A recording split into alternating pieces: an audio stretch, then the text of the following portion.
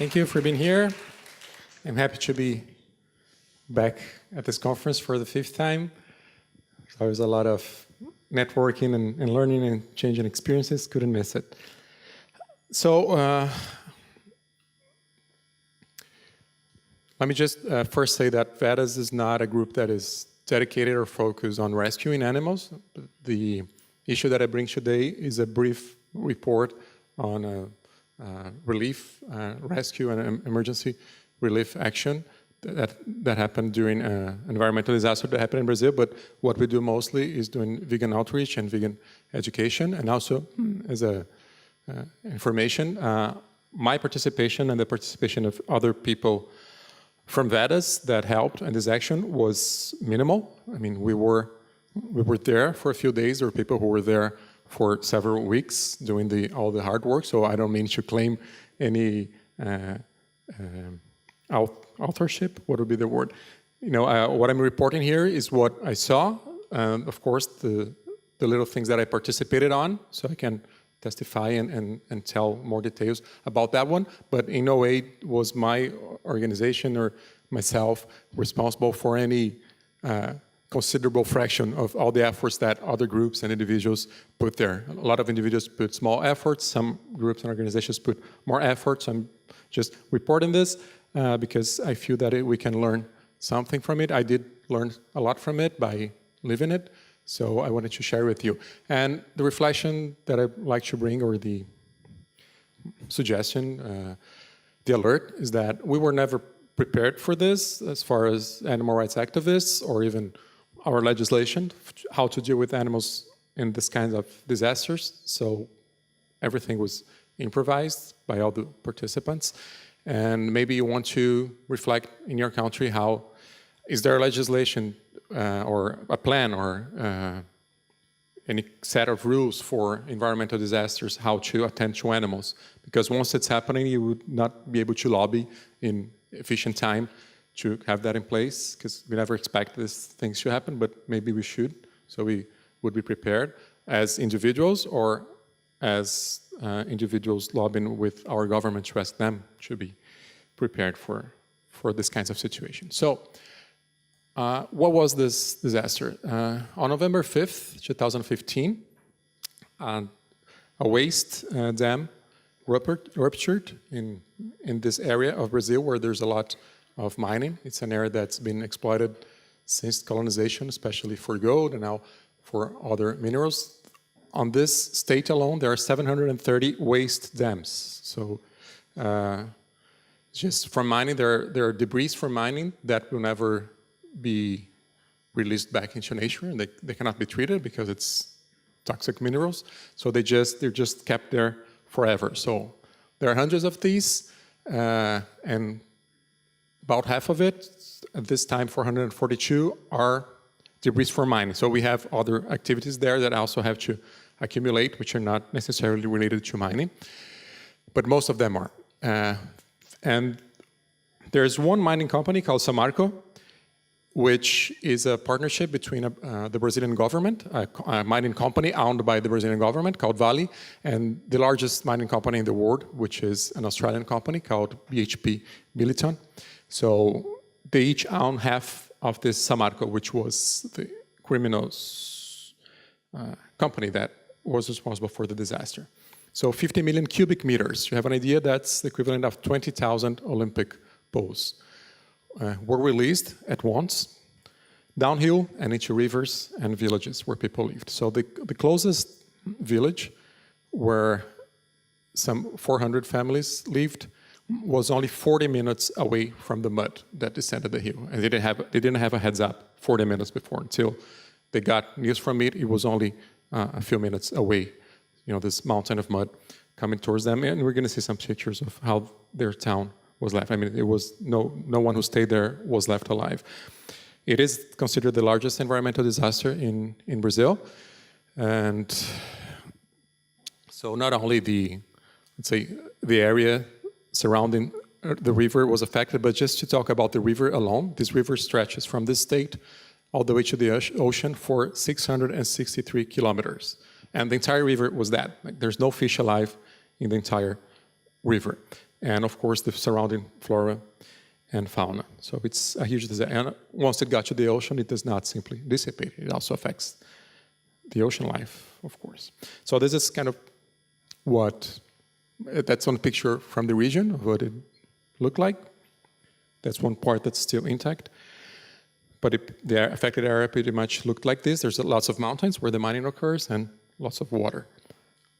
And this is one picture of the river. So we can see what became the river stream. We can really tell what was the original river path, because all this mud, so the river was about this thick or thicker, but the point is that the mud did not just affect the river.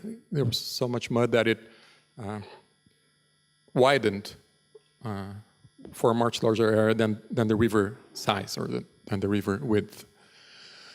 So yeah, so what's left is now this brown water, and the forest that was surrounding it was, of course, destructed. And that's one of the villages, the one that was mostly affected, the nearest one, called Bento Rodrigues.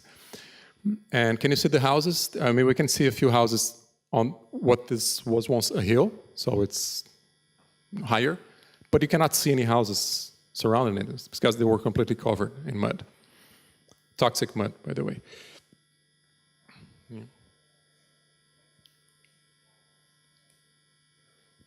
So as for the impacts for humans, 600 families, around 3,000 people directly affected, 17 were claimed dead, 2 are still unaccounted for.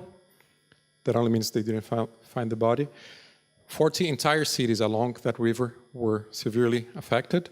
Homes, villages were either totally covered by mud, or in some films we can see the houses being dragged by the mud, dragged away. And the people who live from the river or with tourism activities or who plant around that river had their entire livelihood completely destroyed. And then we say, okay, but that's fishermen, but a fisherman would not kill as many fish as they did because they simply, as the accident did, because it simply decimated the area, right? It's not to say, oh, poor fishermen, they don't have any fish to fish anymore. But I mean, if the fish had to be all killed for them not to fish anymore, I don't see any efficiency in that. So you can imagine that 600 kilometers of river, a lot of people depended on it. And the cities that were not destroyed, they don't have any drinking water anymore. So that's one picture. That one was about 2 hours from the mud descent. All this pictures, except for 4 or 5, were taken by myself, including this one. So this village, it only had like a school and that church still standing. And you can see it almost looks like it was painted brown because the line is so straight. That's because on top of the mud came also a muddy water, and at some time it was stilled. I mean, it just became still, so you have a straight line because there was the water surface on top of the mud at some point, actually 2 weeks before this picture was taken. So it's not that it's painted, that's how high the mud and the water got. And the mining company, of course, said that it poses no threat to human or animal health, but the analysis shows 1.4 million times more iron in the water than it's tolerable for human consumption, 645,000 times aluminum, 180 times the content of manganese that would be tolerable for human consumption. So that's a lot of pollution. That's in the same village where that church picture was taken, so you can see the house is completely covered. Now, the families are receiving a fine from the company, 25,000 euros per that person in the family, 5,000 euros for those who did not lose any family members, and then they're receiving 500 euros per month, per family, not per person. And they're also paying for them to stay at rented houses, and these are people who live from the land. I mean, many of them had never left their village before in their life. Now they're living in small cities or larger cities than they lived before.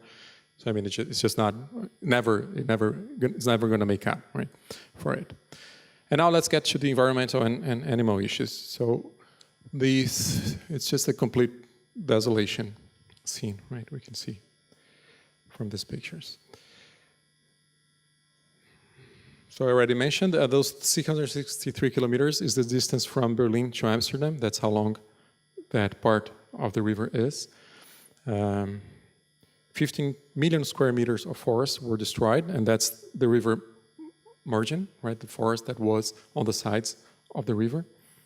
And 2/3 of that forest was a permanently preserved area, which is the equivalent to a national park or something, right? It means that it is an area that by legislation would never be touched, or there can be no human activity within those forests. So it was a very rich and wild area. We have seen that picture already, okay. More on the environmental impact, 10,000 square kilometers, which is 4 times the size of Luxembourg, or a quarter the size of the Netherlands, of oceanic area was affected. So once all that mud after 600 kilometers got to the ocean, where there's turtle nesting, coral reefs, crabs, and mammals and migratory birds, it was also affected. So the estimates now is that 20% of that can be, within a few decades, come back to life, and 80% it's said will never be able to come back to its natural state.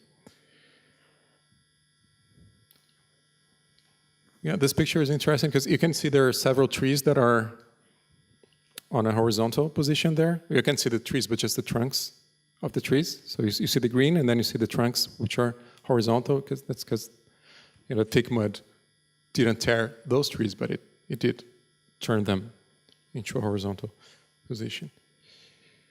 So we have to keep in mind that what we see here as a hill was not, or not a hill, but anyway, it's elevated. It was not. That's the mud that came from the dam.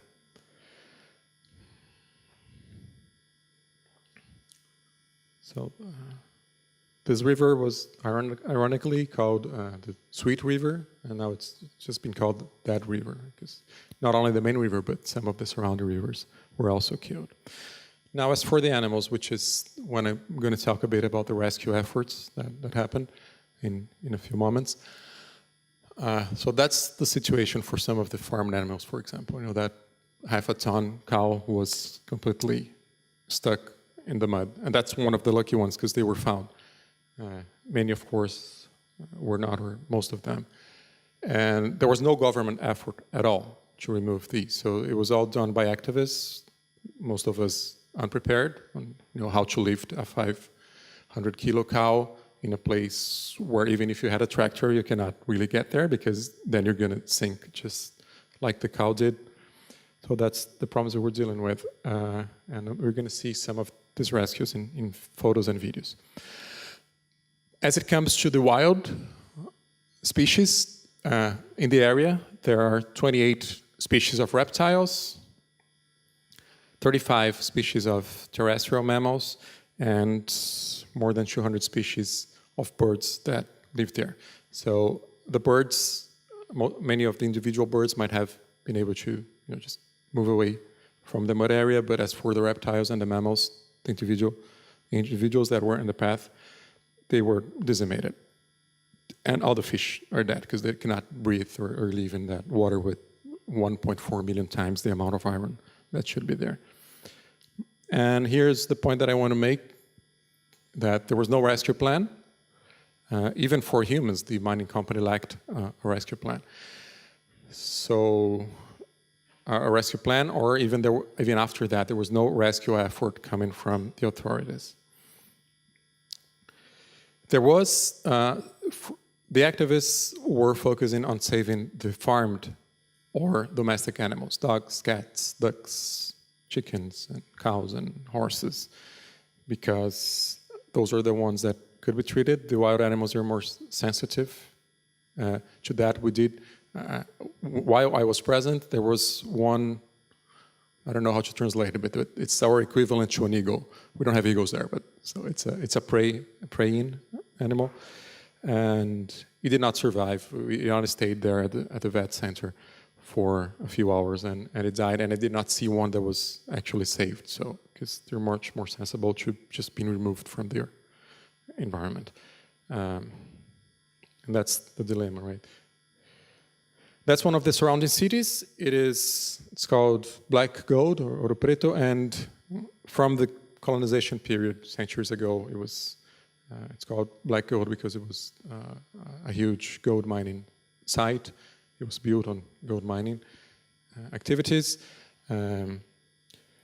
Still, the next city, which is Mariana, which is responsible or integrates the surrounding villages.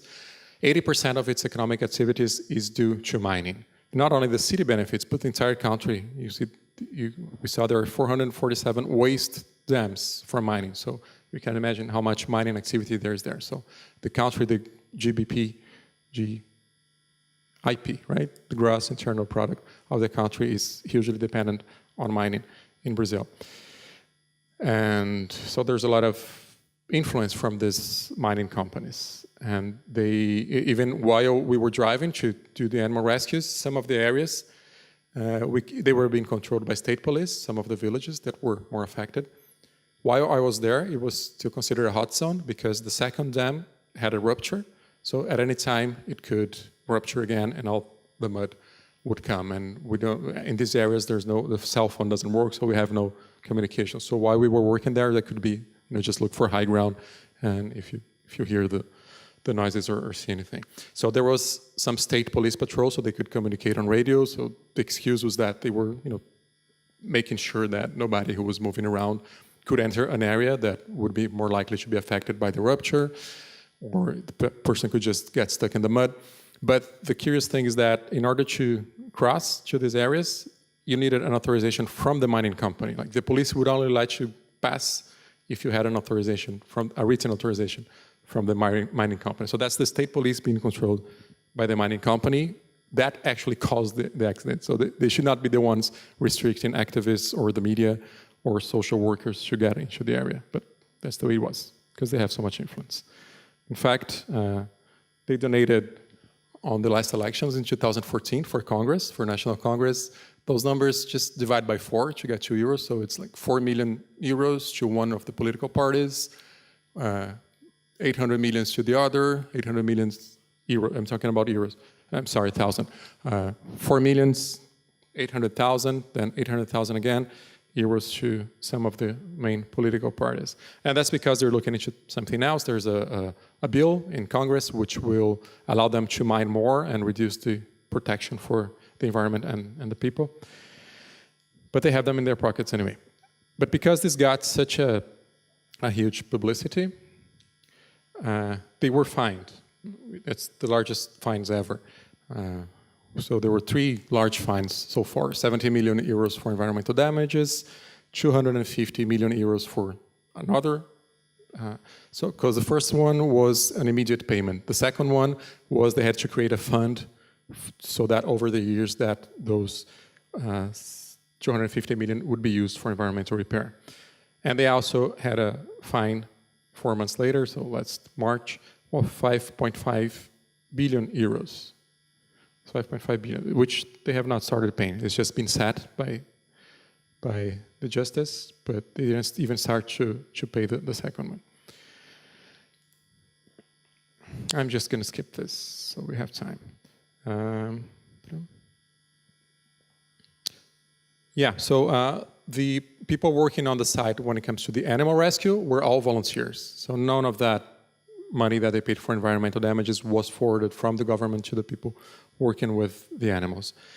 And in face of that, we did start a civil suit asking for 1 million, that's 250,000 euro, for the animal shelter so they could continue their work. Where's my mouse? Okay, not working. Let's skip that.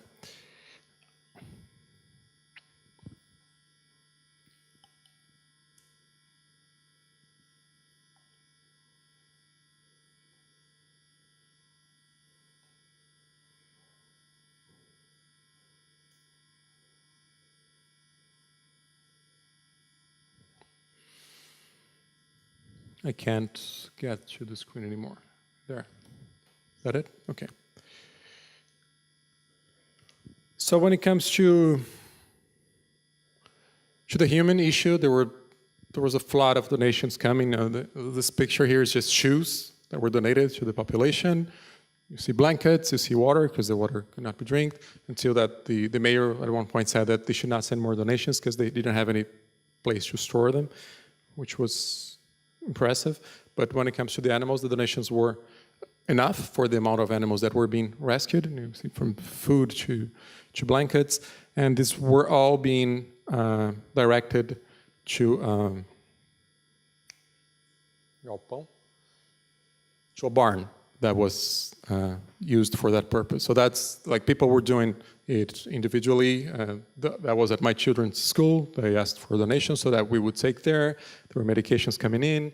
I know many, like my parents got involved, and people asking donations for, like the entire country was asking for donations for humans, and we tried to focus on getting donations for animals, and because it was on the media all the time, we did get a lot of donations. The first time I visited, I drove, so we took some of that. We couldn't take even a quarter of it because it wouldn't fit, and so we sent a truck later.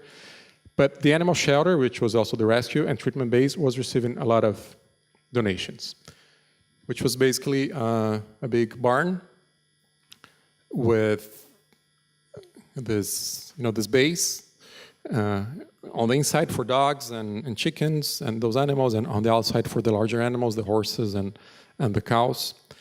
That's where all the operations were being held from.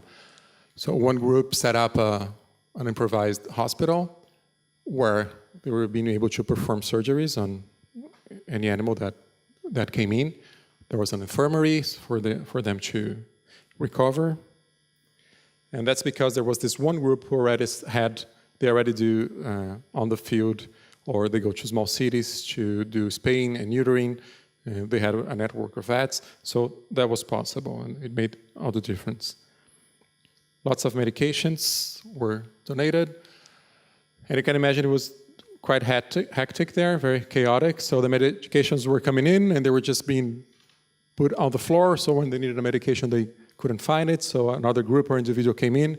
So one of the things that we helped at some point was setting up shelves, so everyone was just, okay, what's necessary? And no one could answer what was necessary because the people who were really involved, they were answering to one rescue call or the animal that was dying or anything. So that was nice to see that people were just, okay, I can try to figure out what's necessary here, because there was no one responsible that was available to answer, and things just started moving, especially on the weekends. More volunteers came in.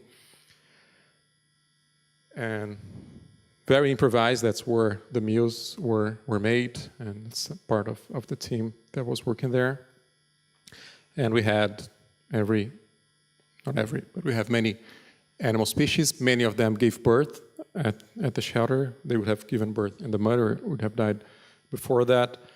We needed to do dog walks. We can see there with the green hat, someone who escaped the mud and came to look for his dog. So people knew that that barn was there, and they were coming to try to find their animals. And they could recognize, okay, I know whose cow that is and whose horse that is, which is another problem that we need to discuss. I mean, and by whose cow that is, they meant them as a property, right? So that cow was likely that after it was rescued, once they're saddled, to be returned to their owner, and they will continue to exploit them. We're not talking about factory farms, but still, these are animals that their interest was mainly in having them as property to give milk to that family or something like that.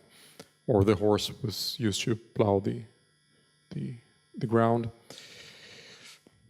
That one cow also gave birth while I was there. You can still see the placenta. So we had ducks and chickens, pigs and piglets. That's the one wild eagle-like animal that actually was not, only stayed there for a few hours before it died. I know I'm rushing here. How am I doing with time, Bianca, so that I don't need you? How long? We have 10 more. Okay. Because I know I'm talking too fast, right? Can you understand me, though? Do you want me to relax or just keep going fast? Keep going? You should say relax, so then I go too fast. Okay.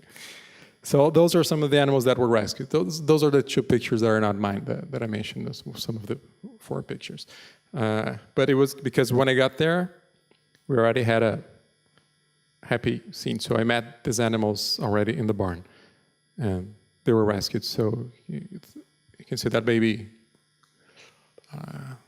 horse there, and the big horse that was rescued, it was still tied to the, what is it called, the carriage, in the mud, still tied to the carriage, and they were able to be saved and treated.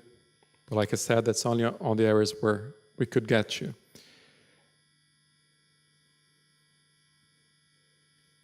So now is the fun part, or the sad part. Depends on how you look at it. Some of the things that we did was to set up rescue traps so we could capture the dogs. So we just went out with food for the dogs and set that up and tried to, and hope that the dogs would come for the food, because this was 2 weeks after the accident. So they were likely starving and they could not recognize anything around. Their families were not there anymore and hungry. And so, and with whatever materials we had there. So there was a water, what is it called? A water storage thing that should be on the top of the house. And it was made into a trap. And I know that you're thinking that we would never catch anything by doing that, right? But we did have success sometimes. So we can see some of the animals that were actually rescued. And this was many hours driving away from the base. So we had to rescue them, tie them up, and continue going, because we wouldn't want them to be in the car for the next few hours. And it was very hot, so it was a risk. And just hope that some other activist was driving around. We could not communicate with them, and see the tied animals and take them, or on our way back, hours later, we would do that. We actually came back to the barn, and they were like cursing at us. So these people, they tied their dogs, and we were like, no, but we did hoping that you would. And we went back there, and we were also cursing the people who just released the dogs that we had so much trouble capturing, but everything was good in the end. So these animals were the case, and they were back in the barn later. We would also, for some of the animals that we could not capture, they were very scared, we would just set up food. So these, we could never get to them because we were not that efficient in capturing them. And just go there, and one of the tasks was to just leave food around so that they wouldn't starve, and see how the next day goes if we manage to capture them. I do have some pictures now of trying to help larger animals. So let me see if this is going to work, because the last time that I changed screens, it didn't. Let's see. Okay, maybe now it will.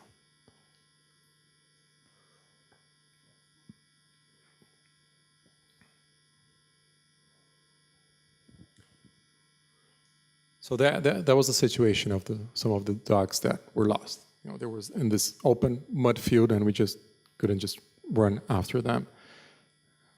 Oops. Okay. That's one of the. That's what the houses look like, just so you have an idea what the reality is there. So we're trying to rescue this dog from inside the house. He actually ran into the house when he saw us. The house, of course, might crash down at any point, and so we had a firefighter in our team who was helping. But you can also get a sense of what this population, what their situation was by looking at their living conditions also. So it's always the most, forget the word in English, the last favor that seems to get the consequences of those disasters, right?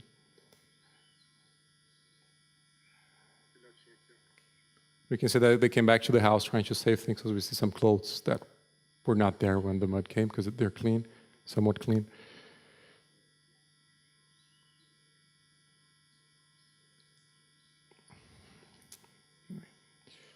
Let me find a better.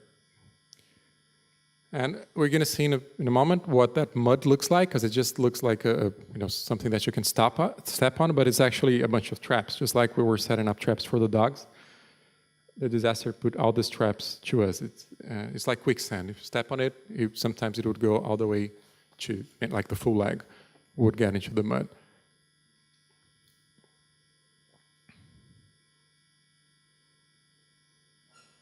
And again, that mud was not there. That's not like the river's there, and it's just devastated the vegetation. That's a few meters of mud that was settled there.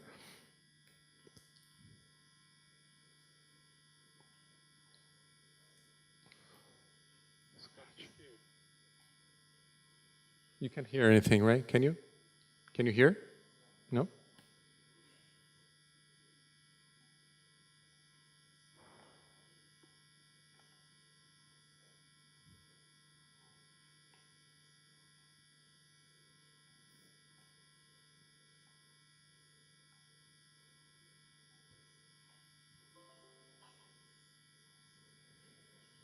Okay, we just stay without the sound. I don't want to waste time. It was working when we tested.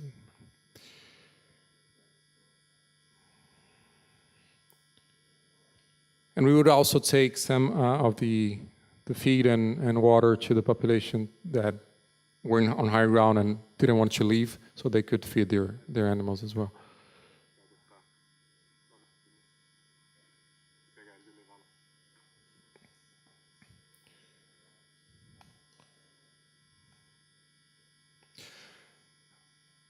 So this pig, he had to, fortunately, one of the vets, he had a kit for stunning them with, it's called a zarabatana, just something that you blow with a dart. So, I mean, all these pigs were so close, but if you try to reach them, one would scream and the entire family would get into the bushes. So they had been going there, feeding them for days so that they would come closer, and just keep them close as he did that work from behind and trying to sting them. And pigs have a peculiarity that when they're anesthetized, they cannot, it seems like the reason why they like mud so much is because they don't have a means to lose body heat, not an efficient mean. Especially when they're anesthetized, they create more heat and they could die from that. So after you get them, you have to keep them wet or refreshed.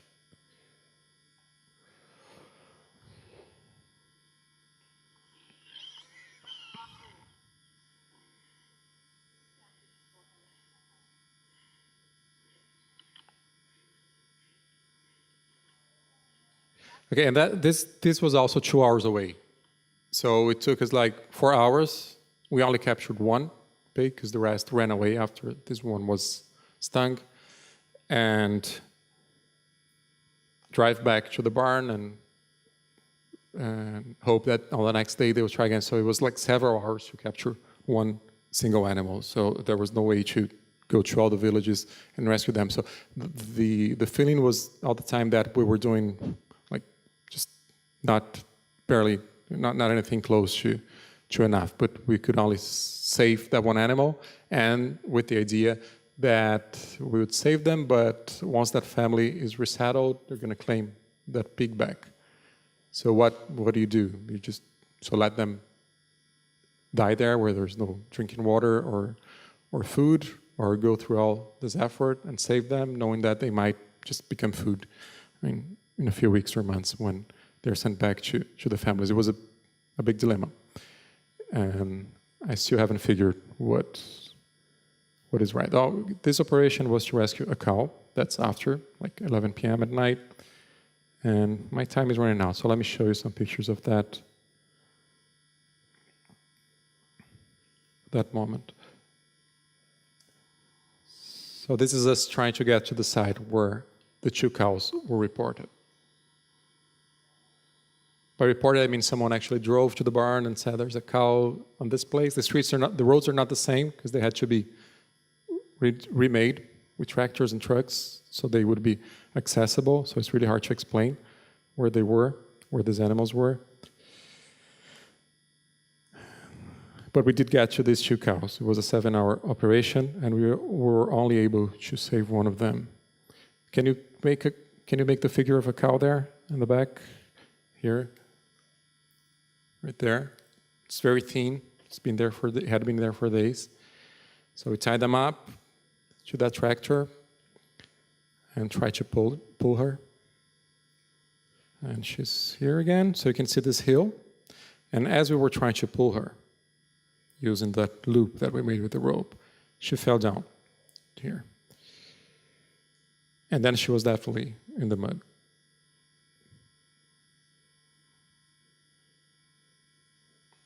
Because there was no way to get around, right? So there were 2 cows. This one had to be put down. It was 11 p.m. We had the tractor had broken. We had spent 5 hours working on the other cow. The vet evaluated that she would be dead by morning because she had been in the mud for days, and he looked at the vital signs. I don't know how he came to this conclusion and decided it would be better to put her down.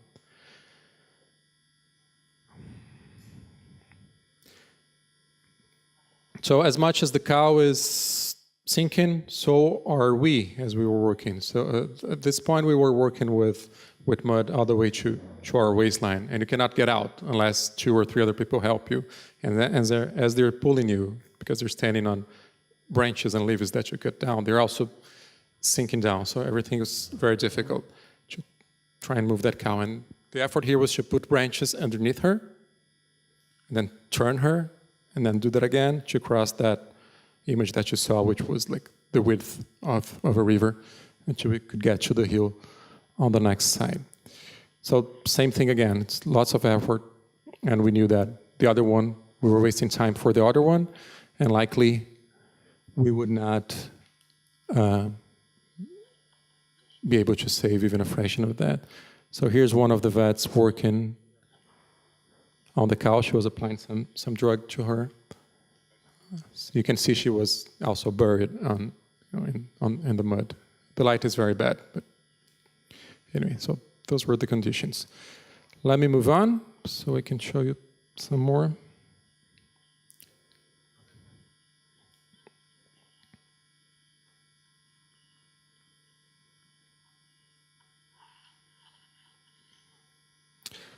Yeah, I mentioned the barn, so let me. It's got Chivaka barn.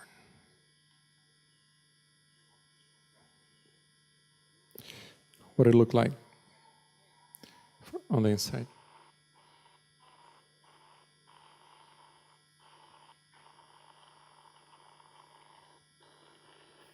There it is.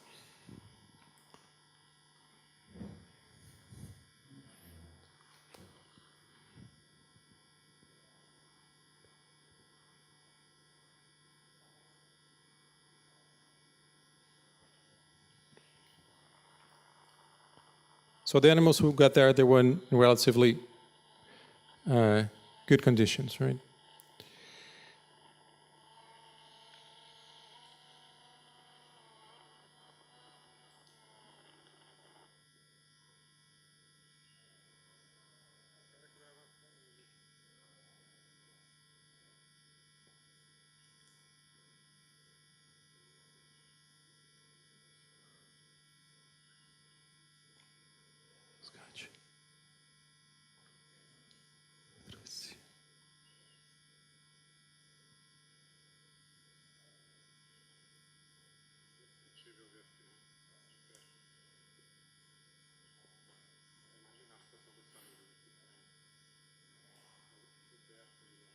And there are also a lot of bird cages in the houses. Unfortunately, that's a habit in Brazil, and we found many bird cages with a buried bird inside.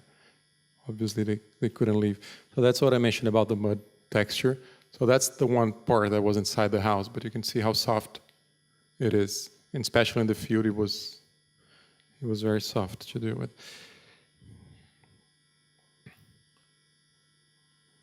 And just before we finish, just an overview of the destruction sites.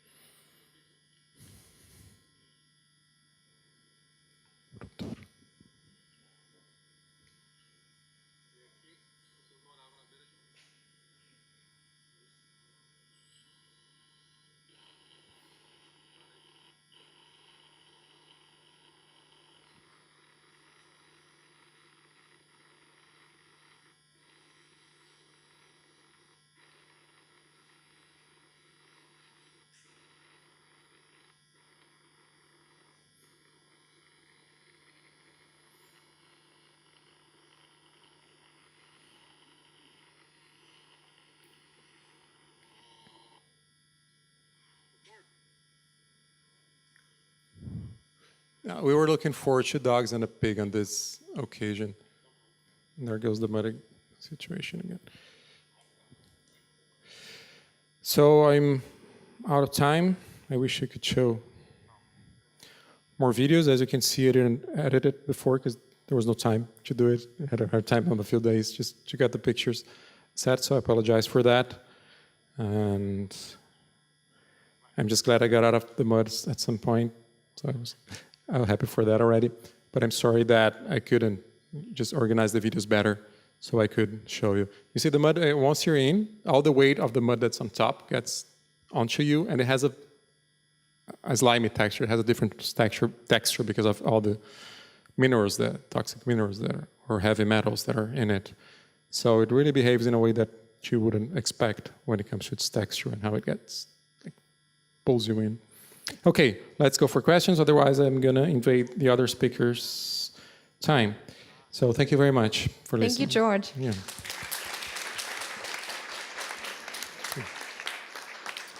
So we do have time for maybe 1 or 2 short questions. Are there any questions?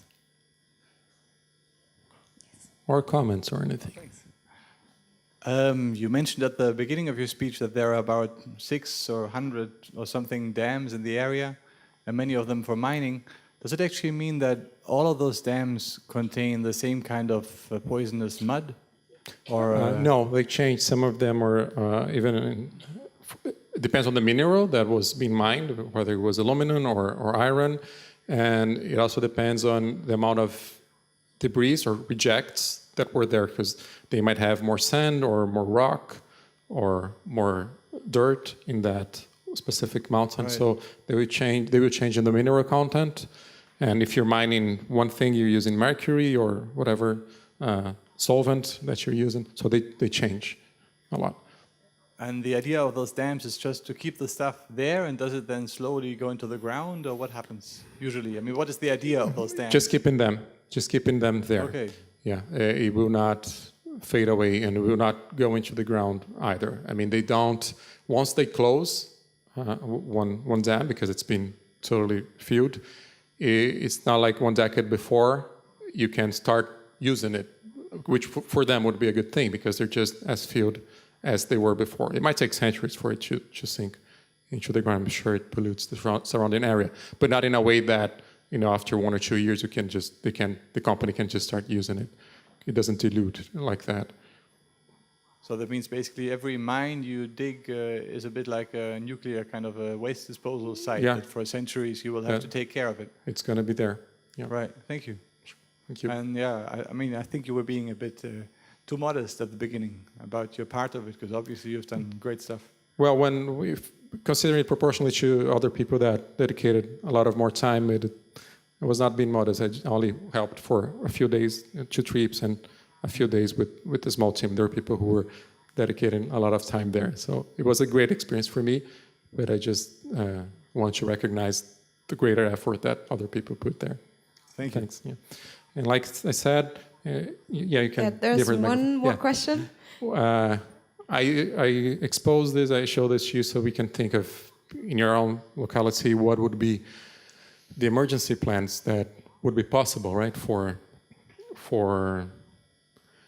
to request to have in place in case whatever is the threat in your area, so that animals would be contemplated. Because here the government didn't do anything, and by government I mean they would have a greater resource of materials and things like that, and we as activists did a much better job than they would have done, but still way lower than we needed to do.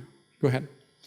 Yeah, first of all, thank you so much. And second of all, I would kind of like some kind of conclusion. Like, how did you reflect after seeing all of this, and what can we do better next time? What went terribly wrong, for example, during the rescues?